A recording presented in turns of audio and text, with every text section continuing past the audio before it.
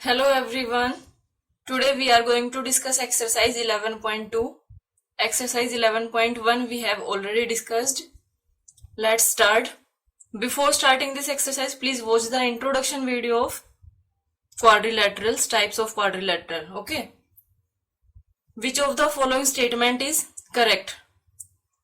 A rectangle is also a parallelogram. इसमें आपको बताना है कि कौन सा करेक्ट है, कि जो रेक्टेंगल है वो एक पैरेललोग्राम होता है. फर्स्ट स्टेटमेंट ये हमारे पास. सो इसमें ये करेक्ट है क्योंकि रेक्टेंगल एक पैरेललोग्राम भी होता है. अगर आप ये चाहते हो कि कैसे, दूसरे वाला और देख लेते हैं. Rhombus is also a parallelogram. तो इसमें अगर आप इस साइड में देखेंगे ये वाली टेबल, तो इसमें हमारे पास ये रोम्बस है, इधर ये रेक्टेंगल है और इधर ये पैरेललोग्राम है. तो पैरेललोग्राम से ही हमारा रोम्बस और रेक्टेंगल ये दोनों निकलते हैं. इसलिए फर्स्ट और सेकंड ये दोनों पार्ट हमारे पास करेक्ट है. ओके. इसमें आप 1 और 2 दोनों को करेक्ट करोगे. देन सी पार्ट देखते हैं. अ trapezium is also a parallelogram. तो ट्रेपीजियम डिफरेंट होता है. ट्रेपीजियम और पैरेललोग्राम ये दोनों हमारे पास ये डिफरेंट है ये. Then a rhombus is also a kite. जो रोम्बस है वो काइट भी होता है. अब हमें ये बताना है. तो रोम्बस और काइट इन दोनों में डिफरेंस है क्योंकि काइट की जो एडजेसेंट साइड है वो इक्वल होती है, रोम्बस में सारी साइड इक्वल होती है. ओके. तो करेक्ट इसमें ए एंड बी है, बाकी सी एंड डी ये इनकरेक्ट है. Then question number 2, classify the following quadrilaterals in convex and concave. Concave देखो जिसमें केव की तरह यानी अंदर की साइड ये ऐसे रहेगा, वो कॉनकेव होगा हमारे पास. तो ये दोनों हमारे पास कॉन्वेक्स है. ए एंड बी कॉन्वेक्स और कॉनकेव ये दोनों है. ओके. तो इसमें आपको सिर्फ नोट करना है, ये एमसीक्यू टाइप में क्वेश्चन आते हैं. अभी ये आपका बेसिक है, हायर क्लासेस में इससे आगे भी आएगा, तब आप ज्यादा अच्छे से समझ पाओगे. अभी सिर्फ आप इतना ध्यान रखिए कि ये इसमें ये केव की तरह ये अंदर की साइड है. मीन्स अगर फिगर के अंदर की साइड अगर ऐसे आता है और कोई भी हम 2 पॉइंट लेते हैं और उसको ज्वाइन करेंगे तो वो आउटसाइड द फिगर आते हैं, तो वो कॉनकेव होते हैं. कैसे? अगर मान लो मैंने ये फिगर ली और इसमें कोई 2 पॉइंट्स लेती हूँ मैं, मान लो मैंने ये और ये पॉइंट लिया, इसको ज्वाइन करती हूँ तो विद इन फिगर है ये. ऐसे ही अगर मैं यहाँ पे लेती हूँ तब भी ये क्या है, विद इन फिगर है. लेकिन जो ये वाली फिगर है अगर मैं इस तरह ड्रॉ करती हूँ, अब इसमें अगर मैं पॉइंट लेती हूँ, मैंने ये दोनों पॉइंट लिए, इनको ज्वाइन किया तो किया है विद इन फिगर है. लेकिन इन दोनों को किया तो ये भी विद इन है. लेकिन इन दोनों को अगर ज्वाइन किया तो ये क्या आ गया, आउटसाइड द फिगर आ गया. तो जो ये आउटसाइड द फिगर हो जाते हैं उनको हम क्या बोलते हैं, कॉनकेव में क्लासिफाई करते हैं. और ये वाला हमारा कॉन्वेक्स. तो ए और बी इन दोनों में कॉन्वेक्स है और सी और डी कॉनकेव है. Then third, the diagonals of a rhombus A B C D intersect at O. O के ऊपर इंटरसेक्ट कर रहे हैं. If angle D A B equal to D A B, ये पूरा एंगल अगर 130 डिग्री है, O A equal to 8 centimetre, O A 8 centimetre, find the measure of angle A B C. A B C हमें find out करना है. तो इसमें हम पहले नोट करेंगे A B C D is a rhombus. जो हमें गिवन होता है पहले वो नोट करते हैं हम.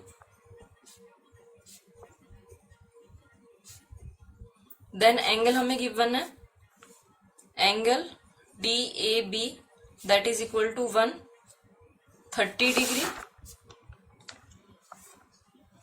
ओ ए इक्वल टू ये हमारे पास ओ A 8 centimetre.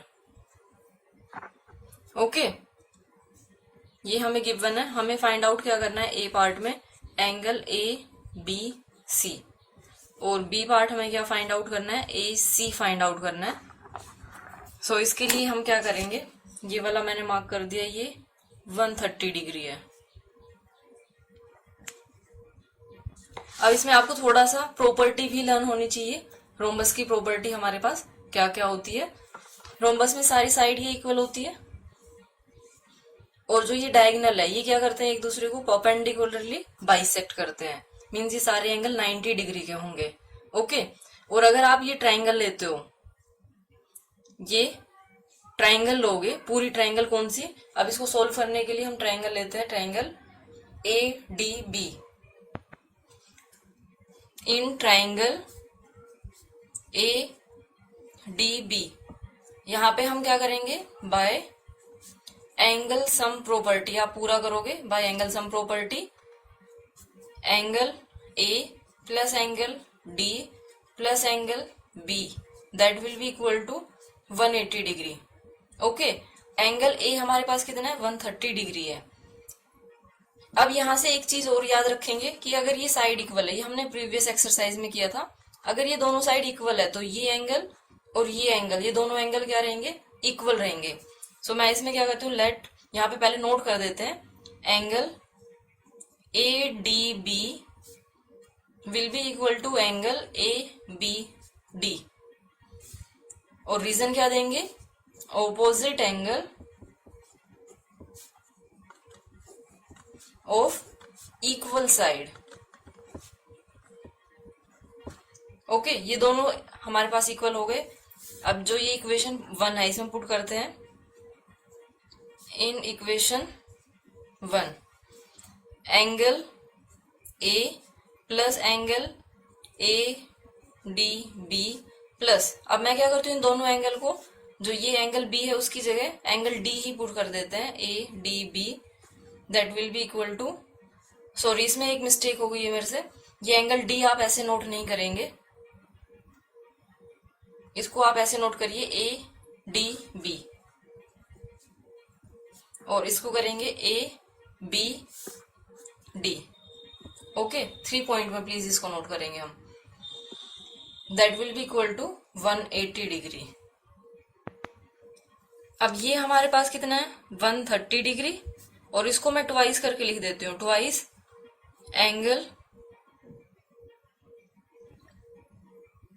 A D B that will be equal to 180 degree. Transpose करेंगे तो twice of angle A D B that will be equal to 180 degree minus 130 that is equal to 50 degree. ये twice of angle A D B हमारे पास आया है। अब ये 2 multiply है, इधर जाके डिवाइड हो जाएगा, angle A D B that will be equal to angle 50 divide by 2 that is equal to 25 degree. ये हमारे पास 25 डिग्री है, ये वाला एंगल ये 25 है, अगर ये 25 है तो ये भी कितना होगा, 25 डिग्री। अब इसमें देखिए ये 25 है और ये सारी साइड इक्वल है, तो ये 2 इक्वल ट्रायंगल बनेगी कॉन्ग्रुएंट, तो इसमें ये वाला एंगल भी कितना होगा, 25 प्लस 25 50 डिग्री। सो यहां पे हम नोट कर देंगे angle A B C will be equal to twice of angle A B D that is equal to 2 into 25 equal to 50 degree. Okay, ऐसे हमें ये करना है। देन ए सी हमें फाइंड आउट करना है, ए सी की लेंथ कितनी होगी। अब ये बाइसेक्ट कर रहे हैं तो ये अगर 8 सेंटीमीटर है ओ ए, तो यहाँ पे हम नोट क्या कर देंगे, बी पार्ट में O A will be equal to O C, इसमें लिखेंगे डायगोनल्स बाइसेक्ट, डायगोनल बाइसेक्ट कर रहे हैं तो 2 इक्वल पार्ट्स में होगा ये। So O C will be equal to O A, sorry A C, ये ए है हमारे पास, A C will be equal to O A plus O C that is equal to 8 plus 8 equal to 16 centimetre. Now question number 4, in a parallelogram ABCD, angle A equal to 56 degree, find the measures of the other angles. The sum of two opposite angles of a parallelogram is 140 degree. Find the angles of the parallelogram. अब इसमें देखते हैं हम कैसे करेंगे solve. पहले figure draw करके ये वाली फिर करेंगे। इसमें देखिए ये 56 डिग्री दिया है, हमें अदर एंगल फाइंड आउट करना है। अब यहाँ पे आप पहले नोट करोगे, we know that opposite angles of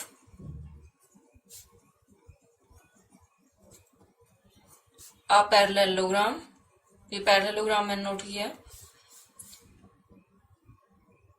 opposite angle of parallelogram are equal, ये इक्वल होते हैं। एंड एडजेसेंट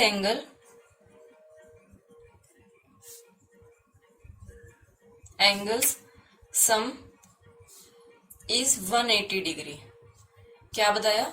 एंगल ए और सी इक्वल होगा, बी और डी इक्वल होगा, पैरेललोग्राम की ये प्रॉपर्टी होती है। और एंगल ए प्लस बी ये 180 डिग्री होगा, या फिर ए प्लस डी ये भी 180, डी प्लस सी ये भी 180 और सी प्लस बी ये भी 180 डिग्री। सो यहाँ पे हम नोट कर लेंगे। So angle C will be equal to angle A that is equal to 56 degree. ये हमारे पास एक एंगल आ गया। अब ये वाले एंगल कैसे फाइंड आउट करेंगे?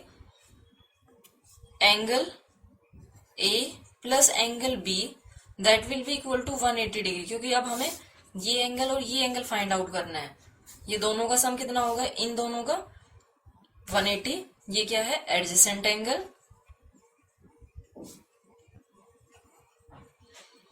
एंगल ए हमारे पास कितना है? 50 degree plus angle B equal to 180 degree, minus कर देंगे।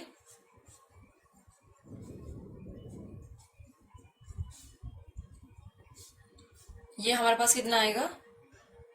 124 डिग्री। ओके। और अगर ये 124 डिग्री है तो जो दूसरा एंगल है वो भी कितना आएगा इसके opposite? Angle D will be equal to angle B that is equal to 124 degree. Okay, सारे आ गए हमारे पास। देन बी पार्ट में क्या था? The sum of two opposite angle of a parallelogram is 140 degree. अब इसने क्या बोल दिया कि अगर ऑपोजिट एंगल है उनका सम 140 डिग्री हो,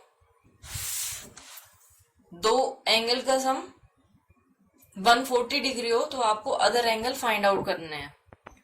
तो इसमें देखिए कैसे करेंगे। यहां पे मैं दोबारा से बना देती हूँ।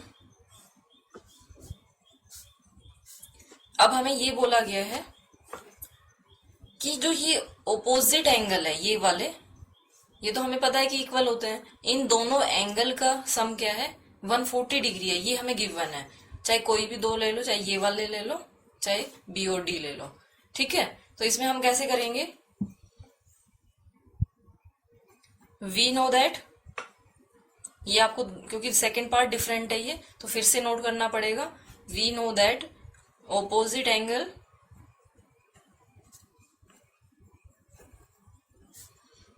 of a parallelogram are equal. So angle A plus angle C that will be equal to 180 degree. क्योंकि दोनों इक्वल हमें दिया है, तो एंगल दिया नहीं है ये, यहां से हमारे पास ये लिख देते हैं angle A will be equal to angle C, angle D will be equal to, जो एंगल D है वो एंगल B के इक्वल होगा। So angle A plus C equal to 140 given हमें क्वेश्चन में। So angle A plus angle A मैं note कर सकती हूँ क्योंकि ये दोनों इक्वल है, ये हमने अभी नोट किया है। अगर ये दोनों इक्वल है तो 140 twice of angle A equal to 140, angle A will be equal to 140 divide by 2 that is equal to 70 degree. तो हमारे पास दो एंगल यहां से क्या आ गए? Angle A equal to angle C that is equal to 70 degree. आपको other angles find out करने हैं। अब अदर एंगल में अभी हमने किया था, we know that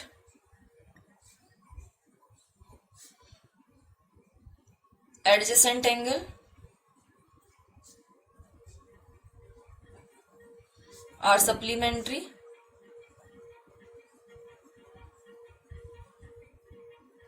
in a parallelogram। So यहां से हमारे पास क्या आएगा?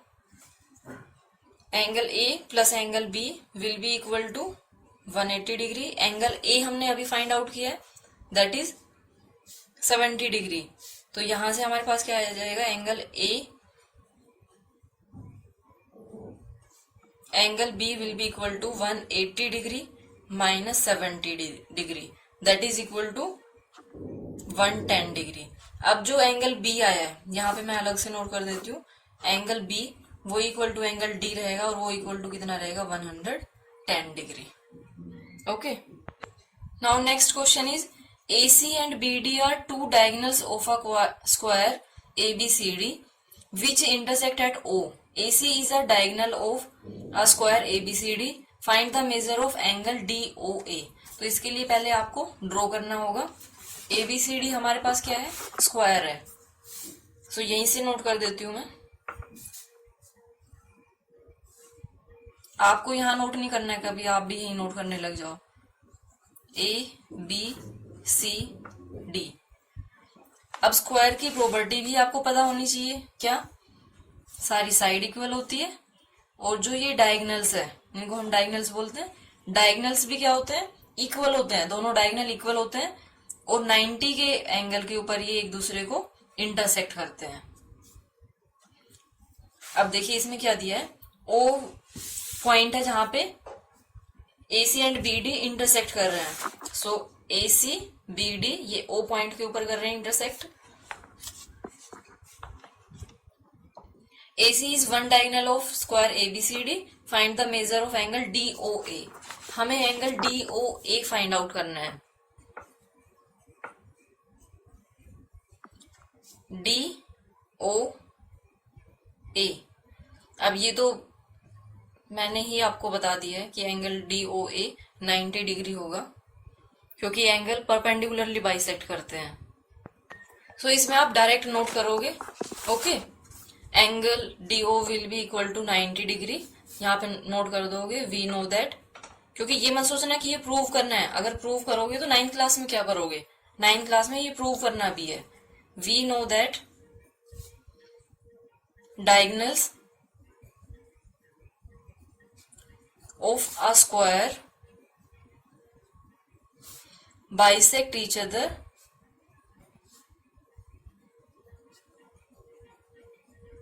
perpendicularly.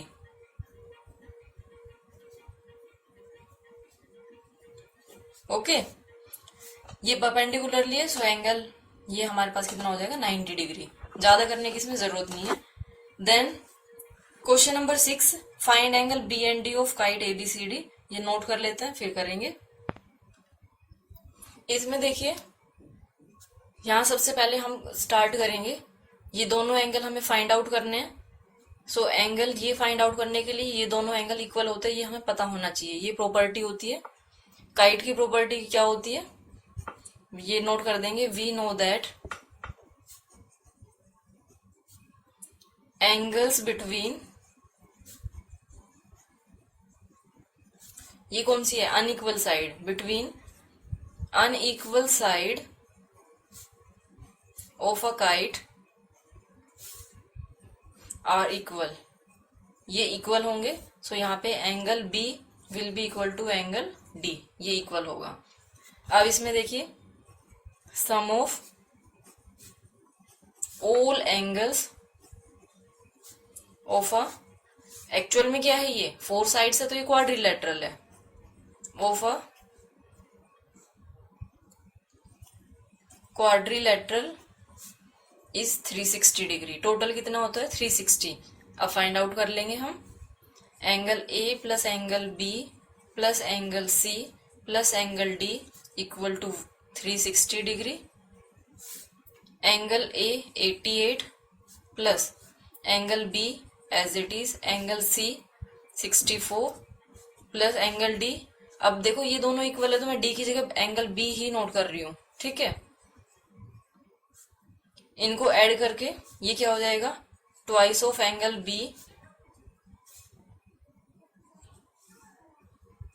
152 degree equal to 360 degree. Angle B equal to 360 degree minus 152, that is 208 degree. Twice of angle B equal to 208 आ गया, तो एंगल B हमारे पास कितना आ जाएगा, डिवाइड बाई 2 किया 104। Okay, angle B will be equal to angle D that is equal to 104 degree. Okay, ये हमें करना था। Thank you so much for watching my video and have a great day.